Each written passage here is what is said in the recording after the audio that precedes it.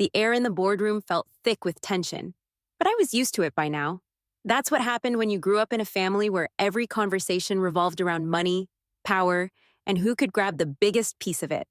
I stood at the head of the table, a sleek presentation projected on the wall behind me.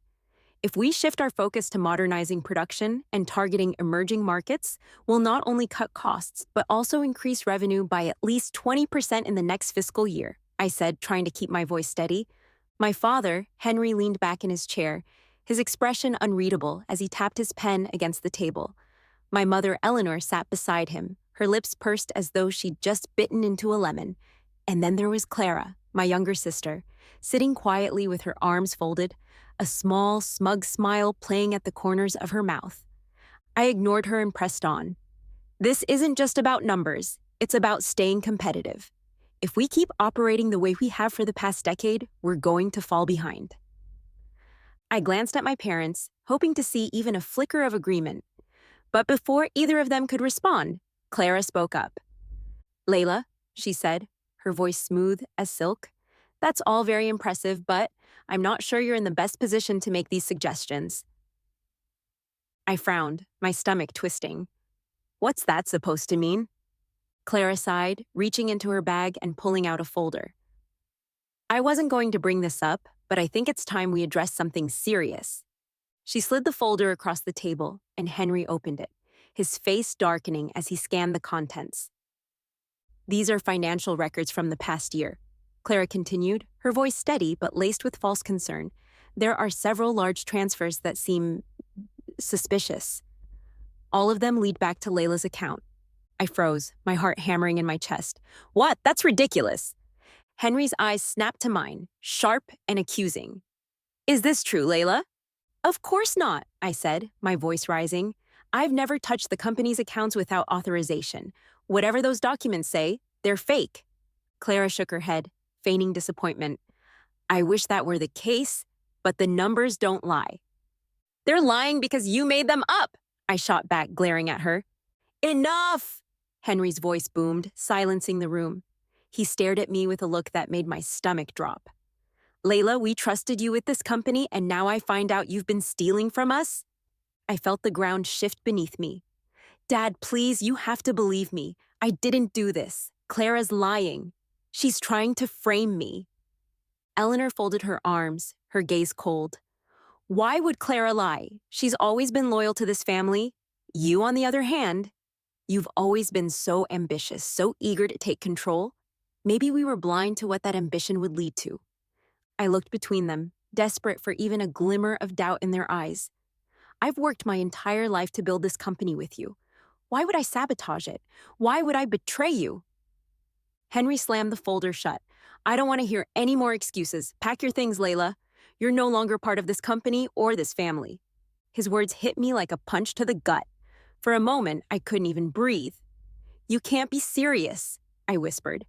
Henry stood towering over me. "You've betrayed our trust, Layla. You're done here." I turned to Clara, who had the audacity to look upset, as though this wasn't exactly what she'd planned all along. "You know I didn't do this," I said, my voice trembling. "I wish I could believe that," she said softly, shaking her head. Her fake sympathy made my blood boil. "You're lying, Clara. You've been jealous of me for years, and now you found a way to get rid of me." Henry stepped between us, his face hard as stone. "Enough. You will not drag this family down with your lies. Leave, Layla, before you make this worse." Eleanor said nothing, her silence cutting deeper than any of Henry's words. I realized then that it didn't matter what I said. Clara had won. Packing my belongings felt like a nightmare I couldn't wake up from. My childhood room, the walls lined with trophies and photos of me smiling alongside my family, felt suffocating now. I shoved clothes into a suitcase, tears blurring my vision. Every step of my life had been about proving myself, proving that I was worthy of carrying on the family legacy. And now, it was all gone. Clara's victory was complete. I could almost hear her laughing from the other side of the estate, basking in the glow of her newfound position as the family's golden child. As I walked out of the house for the last time, suitcase in hand, I paused to look back. The grand estate that had once been my home now felt like a prison I was finally escaping. "I'll be back," I whispered to myself. And when I am, I'll make sure they know the truth. But for now, I had no choice but to start over. No family, no support, no safety net. Just me and my determination to rebuild from nothing. When I first moved into that tiny apartment, I didn't think I'd last a week. The space was barely big enough for a bed, a rickety table, and a chipped sink that dripped no matter how tightly I turned the faucet. My suitcase sat in the corner, still unpacked, like I was refusing to admit this was my new reality. The days blurred together at first. I took on odd jobs, waitressing, filing papers at a law office, even stocking shelves at a corner store. It wasn't glamorous, but I didn't have the luxury of pride anymore. Every dollar I earned went toward rent, groceries, and the occasional cup of instant coffee to keep me going. Some nights, I lay awake wondering how my life had spiraled so quickly. One day, I was presenting plans in a boardroom. The next, I was folding napkins in the back of a diner, listening to my manager yell about ketchup shortages. But even in those moments of despair, I refused to let the bitterness consume me. If there was one thing my parents had taught me, ironically, it was resilience. No matter how much they tried to strip me of my worth, I still believed in myself. I started finding small ways to claw my way back. One day, while restocking shelves at a local store, I overheard the owner complaining about dwindling customers. He couldn't figure out how to compete with the big chain stores in the area. I offered to help, half expecting him to laugh me off. But instead, he shrugged and said, "Sure, why not?" I spent the next week analyzing his business, reworking his pricing strategy, and brainstorming ways to draw in more foot traffic. By the end of the month, his sales had increased by 15%. Word spread. Another small business owner reached out to me, then another. Soon I was consulting part-time, using the skills I'd honed at my family's company to help people who actually appreciated my work. It wasn't much, but it gave me a sense of purpose, a reminder that I still had something to offer the world. It happened late one night, long after I'd finished my latest consulting gig.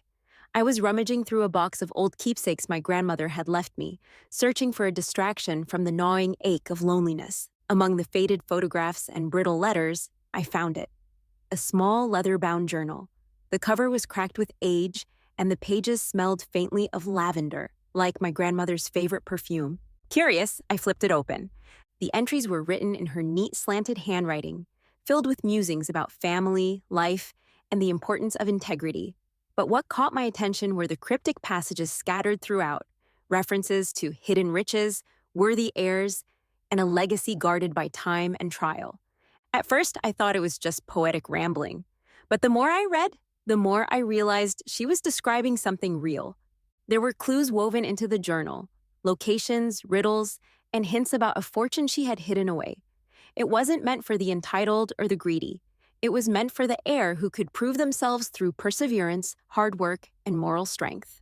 My heart raced as I pieced it together. This was her way of protecting her legacy from the chaos she must have seen brewing in our family. And now, it was my chance to reclaim what I had lost. For the first time since I'd been cast out, I felt a spark of hope. This journal wasn't just a treasure map, it was a lifeline, a way to rebuild my life, not through pity or handouts, but through my own determination. My grandmother had believed in me, even if no one else had. I spent days poring over the entries, decoding the clues. Some were straightforward, mentions of specific locations I remembered visiting as a child. Others were more abstract, referencing landmarks, dates, and symbols I didn't fully understand. But I wasn't about to give up. With every clue I deciphered, I felt closer to her. Her voice echoed in my mind, full of quiet strength and wisdom. Integrity is the foundation of all things, she had once told me. Now, I finally understood what she meant. The first clue led me to an old summer cottage my grandparents used to own. It had been abandoned for years, the paint peeling and the garden overgrown. But as I searched the attic, I found exactly what the journal had described, a small locked box with an intricate engraving of my grandmother's initials. Inside were more pieces of the puzzle, letters, photographs, and a map that pointed to the next location. Each step of the journey was a test. At one site, I had to solve a riddle to access a hidden compartment. At another, I uncovered a letter that revealed painful truths about my family's history, forcing me to confront the depth of their flaws. But with each challenge, I grew stronger. The bitterness that had weighed me down began to fade, replaced by a determination to honor my grandmother's vision. This wasn't just about the fortune anymore. It was about proving to myself, to my family, and to the world that I was capable of so much more than they had ever believed. By the time I reached the final clue, I wasn't the same person who had stumbled into that tiny apartment months ago. I was sharper, more focused, and more confident than I had ever been. The journey wasn't just about finding the treasure, it was about finding myself. And when I finally unlocked the last piece of the puzzle, standing in an old library surrounded by artifacts my grandmother had left behind, I felt an overwhelming sense of gratitude. She had given me more than a fortune. She had given me a chance to rebuild, to rise above the betrayal and claim the legacy I was meant for. This was only the beginning. The final clue in my grandmother's journal led me to an abandoned property on the outskirts of a small town.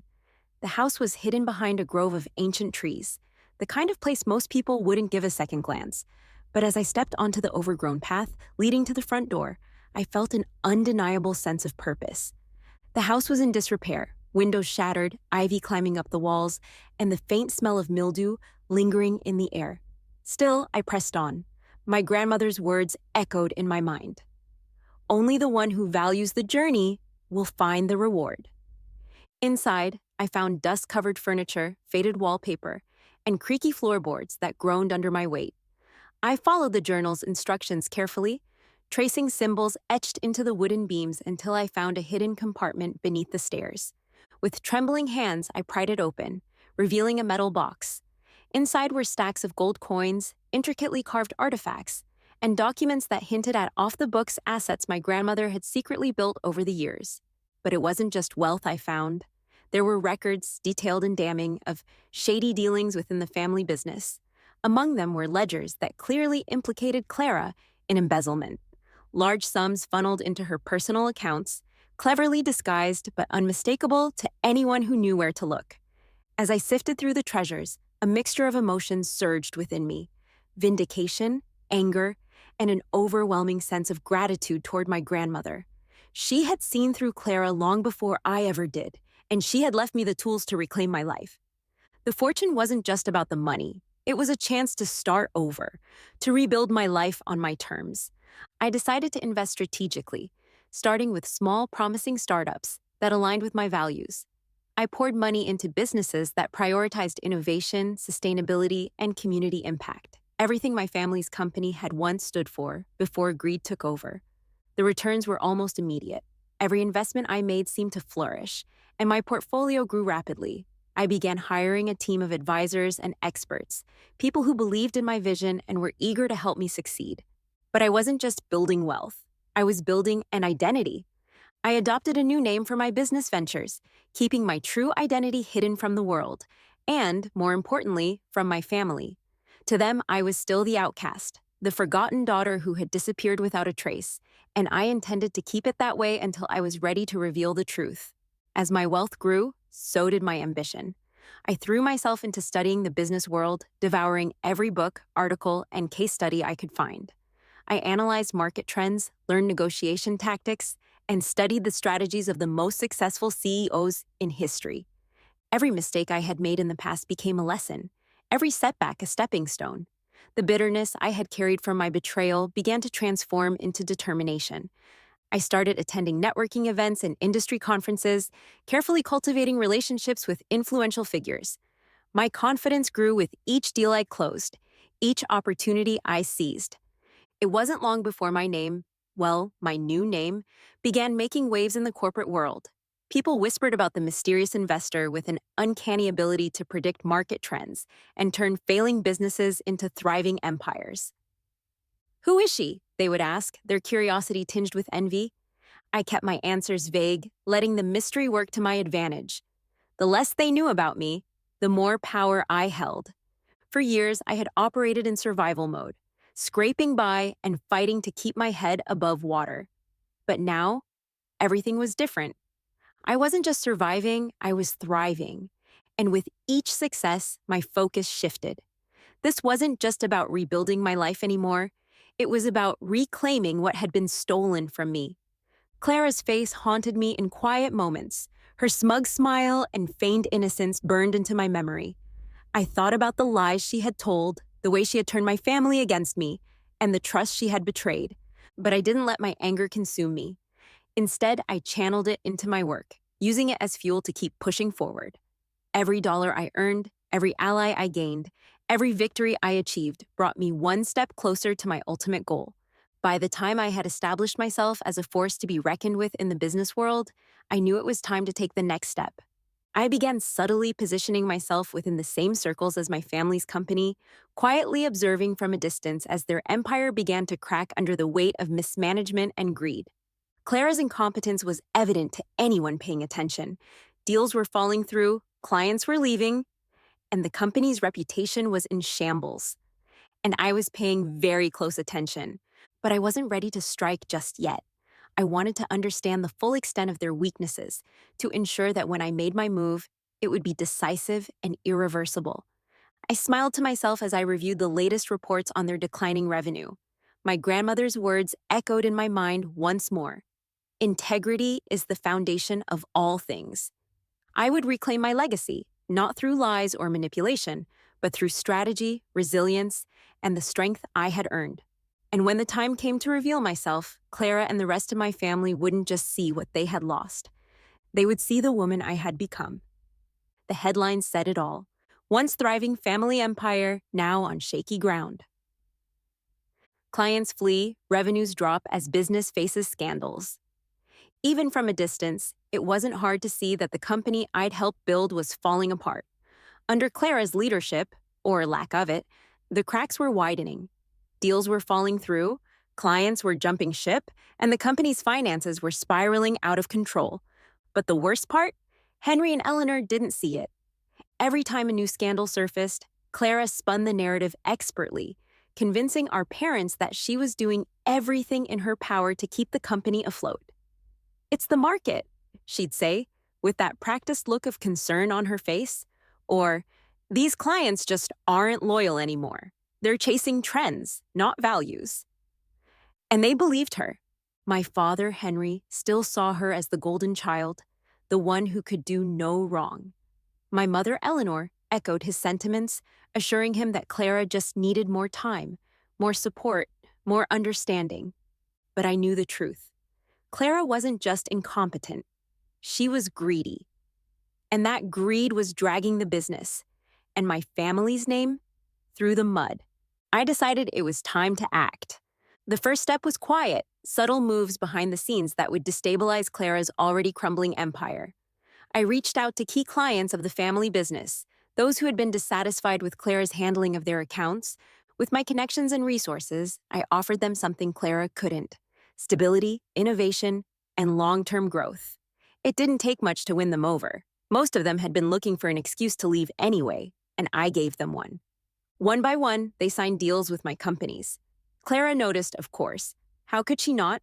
But she had no idea I was the one pulling the strings. Her frustration started to show. She began lashing out at her team, blaming them for the company's losses. Employees started resigning in droves, unwilling to deal with her erratic behavior. Meanwhile, I kept working in the shadows, outmaneuvering her at every turn. If she tried to secure a new partnership, I got there first. If she proposed a deal, I offered a better one. It wasn't about revenge, it was about strategy. Clara had taken everything from me, but I wasn't going to stoop to her level. Instead, I would use her own weaknesses against her, piece by piece, until there was nothing left. I could feel Clara unraveling. Reports from my sources within the company painted a clear picture. Missed deadlines, tense meetings, panicked phone calls. She was scrambling to keep things together, but the harder she tried, the more it slipped through her fingers. One afternoon, I got a call from one of my contacts, a client who had recently terminated their contract with Clara's company. "You should have heard her, Layla," they said, laughing. "She practically begged us to reconsider. It was pathetic, honestly." I hung up, feeling a strange mix of satisfaction and sadness. I didn't enjoy watching her fall apart, not really, but I couldn't deny the sense of justice it gave me. For years, she had thrived on lies and manipulation, using people like pawns to get what she wanted. Now, the same tactics were turning against her, As Clara struggled to keep the business afloat, I focused on the bigger picture. I hired a team of private investigators to dig into the company's finances. It wasn't long before they uncovered exactly what I'd suspected all along. Clara had been embezzling funds for years. The ledgers showed a clear pattern.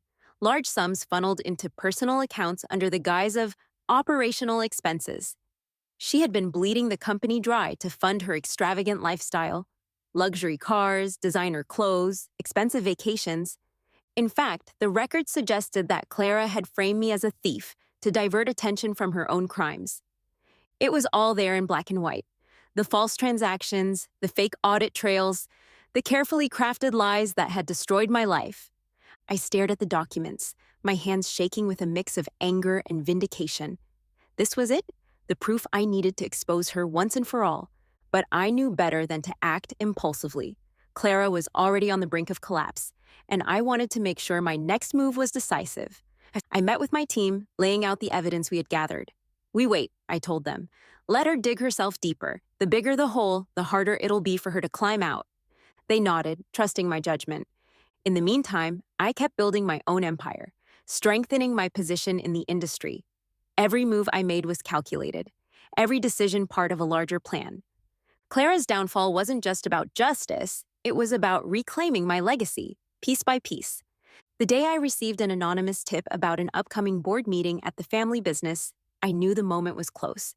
According to my source, Clara was planning to propose a desperate restructuring plan to save the company. It was a last-ditch effort, and if it failed, the board would likely remove her as CEO. I smiled to myself, thinking about how satisfying it would be to watch her unravel in front of the very people she had manipulated for years. But I wasn't just going to sit on the sidelines. I had plans of my own, plans that would ensure Clara's downfall was not only inevitable, but also complete. When I stepped off the private jet, the city skyline stretched before me like a promise. It had been years since I'd last set foot in this place, and I wasn't the same woman who'd left with nothing but a suitcase and a broken heart. This time, I was coming back on my own terms. My company, Nova Horizons, had become one of the fastest-growing corporations in the industry. No one knew the CEO behind its meteoric rise because I had carefully kept my identity under wraps. But now, I was ready to step into the light, not as Layla, the disowned daughter, but as Layla, the self-made powerhouse. Word of my company's successes had already reached my family. I had made sure of that. Strategic acquisitions, publicized partnerships, and record-breaking revenues, all designed to pique their curiosity and make them wonder who was behind it all. When the invitation to the industry gala arrived, I knew it was time to reveal myself. The room was a swirl of glittering chandeliers, clinking champagne glasses, and murmured conversations. Industry leaders mingled, exchanging polite smiles and calculated handshakes. I entered the room with purpose, my tailored black gown as sharp as the confidence I carried with me. Heads turned as I walked through the crowd, whispers following in my wake. "Is that her? Nova Horizons CEO? She's here in person?" And then I saw them. Henry, Eleanor, and Clara were standing near the center of the room, surrounded by a small group of acquaintances. My father's expression was as stern as ever, his brow furrowed in thought. My mother looked elegant but distracted, her smile not quite reaching her eyes. And Clara? Clara looked exactly as I remembered, polished and poised, with that same false charm she used to mask her insecurities. When Clara's gaze landed on me, her smile faltered. "No," she whispered, just loud enough for me to catch. I strode toward them, a polite smile curving my lips. "Hello, Father, Mother, Clara." The silence that followed was almost laughable. "Layla?" my mother finally managed, her voice trembling slightly. "Is it really you?" "It's me," I said, keeping my tone calm and controlled. "It's been a while." My father's jaw tightened. "We thought you were gone." "I'm sure you did," I replied smoothly. "But as you can see, I've been busy." Clara recovered quickly, her smile snapping back into place. "You've certainly made a splash," she said, her tone dripping with false warmth. "Nova Horizons, right? Impressive. For a startup." I tilted my head, letting her words hang in the air before responding. "It's more than a startup, Clara, but I wouldn't expect you to understand." Her smile wavered, a flicker of jealousy sparking in her eyes. The days following the gala were a whirlwind of speculation and whispers. The news of my return spread like wildfire, and my reappearance in the industry sent ripples through my family's crumbling empire. I didn't waste any time. The first move was subtle, a public announcement of a new partnership with one of their remaining key clients. It wasn't overtly malicious, just enough to remind Clara that I was still watching, still capable of outmaneuvering her. At the same time, I began attending more industry events, strategically aligning myself with influential figures who had ties to the family business. Everywhere Clara turned, there I was, polite, composed, and impossible to ignore. Clara's frustration was obvious. She had always thrived on being the center of attention, the one everyone admired. But now, with me back in the picture, her weaknesses were becoming harder to hide. At a major business conference, I gave a keynote speech on innovation and ethical leadership, two areas where Clara had consistently failed. Though I never mentioned her by name, it was clear to everyone in the room who I was referring to. Clara was livid. She cornered me after the event, her smile thin and strained. "What exactly are you trying to prove, Layla?" she asked, her voice low and venomous. I met her gaze, my own smile calm. "I don't need to prove anything, Clara. My success speaks for itself." Her expression darkened, but she didn't have a response. The final move came a week later. I held a press conference at the headquarters of Nova Horizons, surrounded by reporters and cameras. The air buzzed with anticipation as I stepped onto the stage, my team standing behind me. "Good morning," I began, my voice steady. "As you all know, Nova Horizons has grown significantly over the past few years, and today, I'm excited to announce our next step." I paused, letting the suspense build. "We will be acquiring a controlling stake in the Sterling Group." The room erupted into murmurs and gasps. The Sterling Group, my family's company, had been struggling for months, its stock value plummeting. Acquiring it wasn't just a business decision, it was a statement. "I believe in the potential of the Sterling Group," I continued, keeping my tone neutral, "and I look forward to helping it regain its place in the industry." The press conference ended, but the real fireworks began later that evening. Henry, Eleanor, and Clara arrived at my office unannounced, their expressions a mix of anger and disbelief.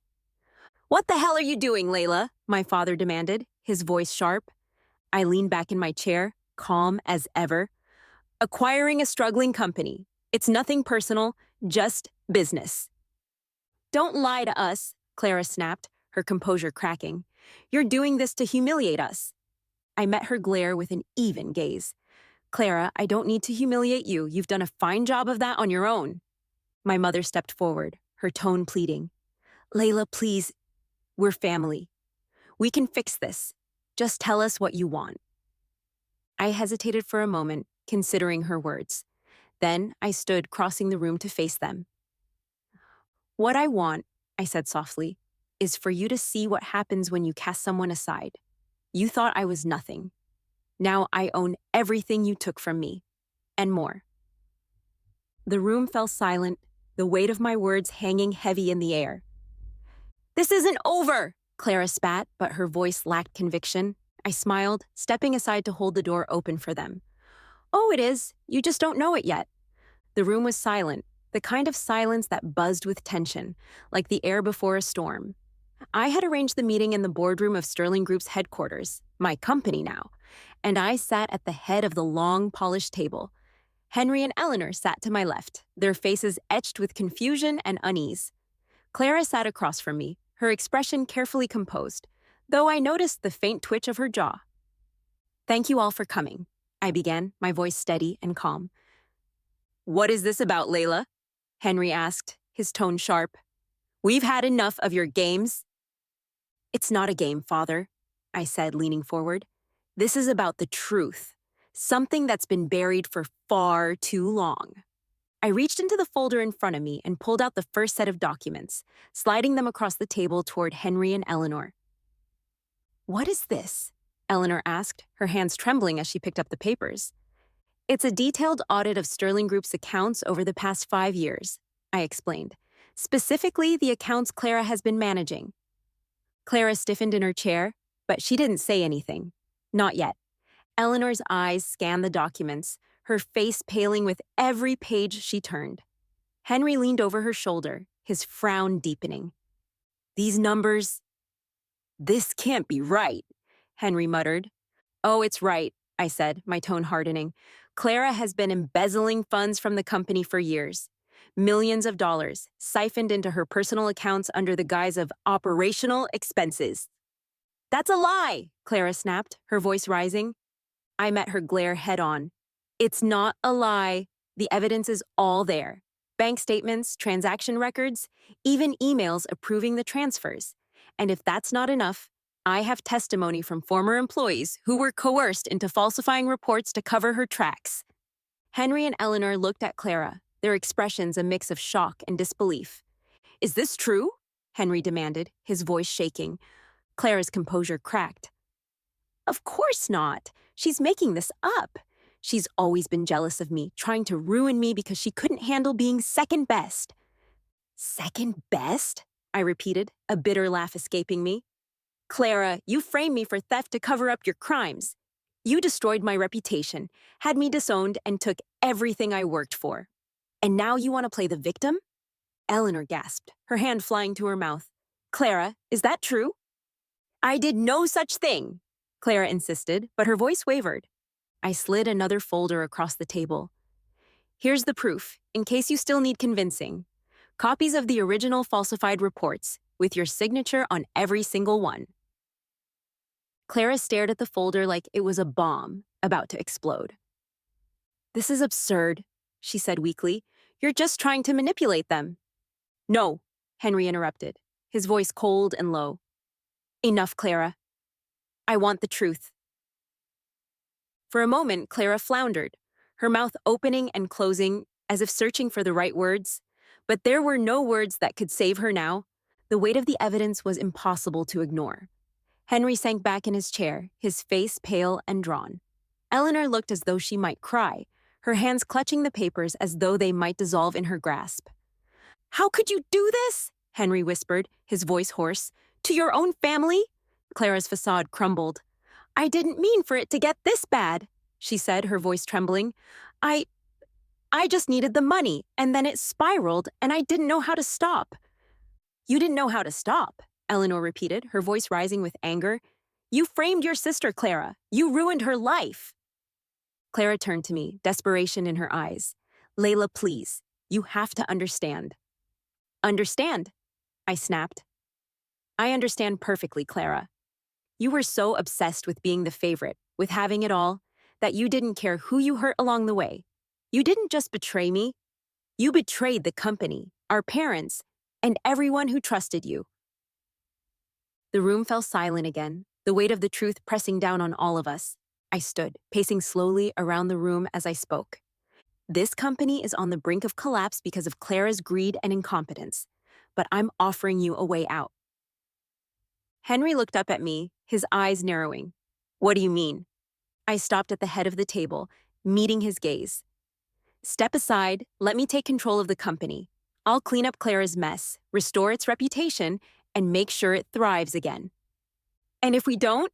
Clara asked, her voice laced with defiance. I turned to her, my expression cold. If you don't, I'll take everything public. The embezzlement, the fraud, the lies, it will all come out. And when it does, not only will the company crumble, but you'll be facing criminal charges. Do you really think you can handle that, Clara? Her face went white, and for the first time, she looked genuinely terrified. Henry and Eleanor exchanged a long, silent glance. I could see the struggle in their eyes, the pain of realizing the daughter they had trusted had betrayed them, and the guilt of knowing that they had sided with the wrong person. Finally, Henry sighed, his shoulders slumping, in defeat. You're right, Layla. The company is yours. Eleanor nodded, tears streaming down her face. Do what you have to do, Layla. Just, fix this. As I gathered my things to leave, Clara grabbed my arm. Layla, wait, she said, her voice breaking. I'm sorry. I know I can't undo what I did, but please don't destroy me. I looked at her hand on my arm, then met her eyes. For a brief moment, I saw the sister I had once trusted, the girl I had shared childhood memories with. But that girl was gone, replaced by someone who had chosen greed and ambition over family. I already gave you mercy, Clara, I said quietly, pulling my arm away. I didn't expose you to the world, but don't mistake that for forgiveness. Her face crumpled, but I didn't look back as I walked out of the room. Becoming CEO of Sterling Group felt surreal. The office was the same one my father had once occupied, with its floor-to-ceiling windows and imposing mahogany desk. But now it was mine, a symbol of everything I had fought to reclaim. The first day was daunting, but I didn't let it show. I walked into the office with confidence, greeted by wary stares from employees who weren't sure what to expect from the long-lost daughter who had suddenly taken the reins. My first order of business was transparency. At an all-staff meeting, I addressed the elephant in the room: the scandals, the mismanagement, and Clara's downfall. I won't sugarcoat it, I told them. This company has been through hell, but we're going to fix it together. I laid out a clear plan: ethical reforms to rebuild trust with clients and the public, investment in employee development and better working conditions, a return to the company's original values: integrity, innovation, and community impact. At first, there was hesitation. After years of poor leadership, trust wasn't going to come easily. But I backed up my words with action, holding open-door meetings, personally visiting departments, and making tough but necessary decisions. One of those decisions involved cutting ties with questionable clients and contractors, business relationships Clara had built on shaky ground. The financial hit was significant, but I knew it was the only way to restore the company's integrity. Slowly but surely, things began to change. Employees who had been demoralized under Clara's leadership started to regain their motivation. Clients who had left began reaching out, intrigued by the company's new direction. I wasn't just restoring the company's reputation, I was restoring its soul. Meanwhile, Clara's life was unraveling. With her schemes exposed, she was forced to resign from the company. The announcement was carefully worded, framed as a personal decision, but the truth was obvious to anyone paying attention. Her social circle, once filled with sycophants eager to bask in her success, abandoned her almost overnight. Invitations to exclusive events stopped coming. Friends she thought were loyal distanced themselves, unwilling to be associated with her tarnished name. I heard through the grapevine that she had moved into a modest apartment on the outskirts of town, far from the luxury she had once flaunted. Part of me felt vindicated, knowing she was finally facing the consequences of her actions. But another part of me couldn't help but feel a pang of sadness. We had once been sisters, after all.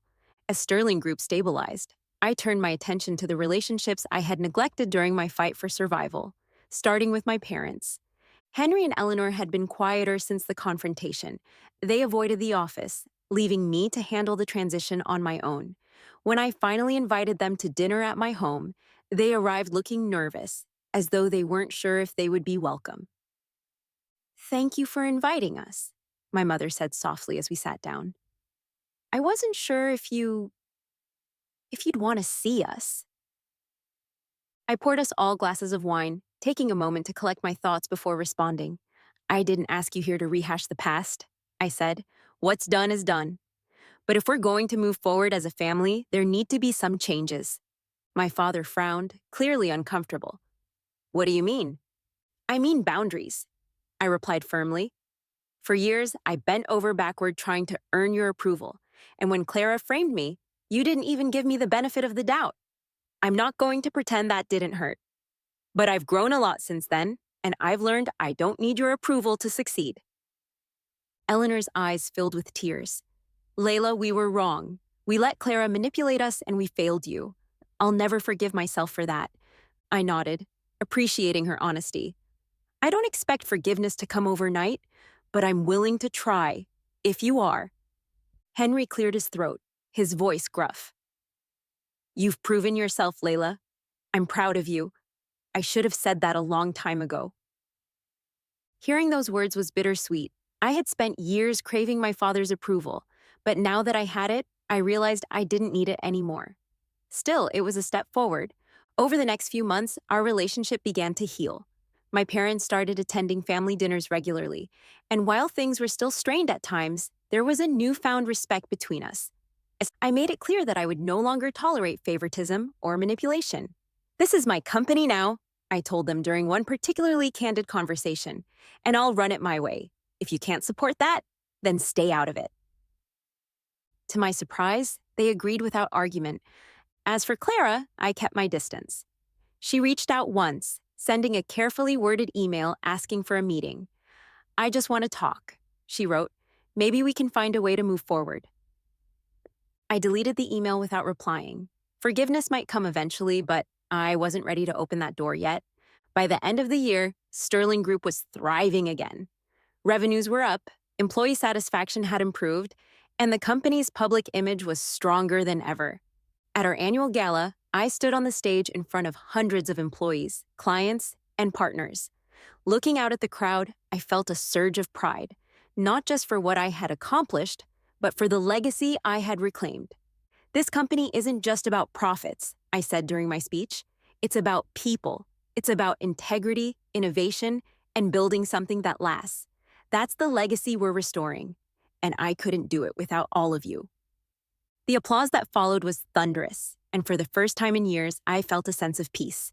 Reclaiming Sterling Group wasn't just about business. It was about reclaiming myself, my identity, my strength, and my belief in my own worth. The journey hadn't been easy, but it had been worth it. And as I stood on the balcony that night, looking out at the city lights, I knew one thing for certain. This was only the beginning.